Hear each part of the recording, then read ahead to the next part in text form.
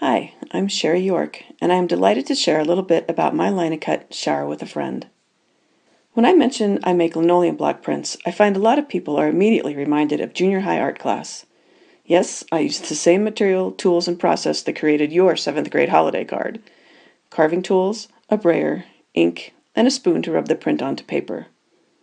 Although I know a lot of relief printmakers would be appalled that I said so, it might be helpful to think of a block print as something a bit like a rubber stamp, or even a potato print. The areas of the block that I do not wish to print are carved away, and ink is applied to the remaining raised areas. It's from that raised surface that the ink is transferred to paper. Each color in this image represents a separate stage of carving, inking, and printing, which certainly calls into question my decision to use wood ducks as subject matter. But I liked the idea of the flashy male wood duck in the more subdued light of a rainy day.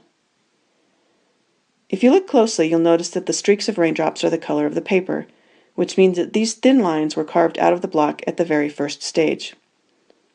Not a big deal, except that in order to preserve those thin lines, I had to be sure that each subsequent ink layer registered correctly. In other words, that it lined up in the exact right place. Have you ever looked at the Sunday paper and found all the color images looked blurry or distorted? That's what happens when a print gets out of register. Wood ducks in rainy days are uncommon where I live, in Colorado's arid high country, and this particular image took a long time to come to fruition. The inspiration came from the combination of a grainy, 20-year-old photo of ducks and an afternoon spent cruising the internet looking at old Japanese woodcuts of rainstorms.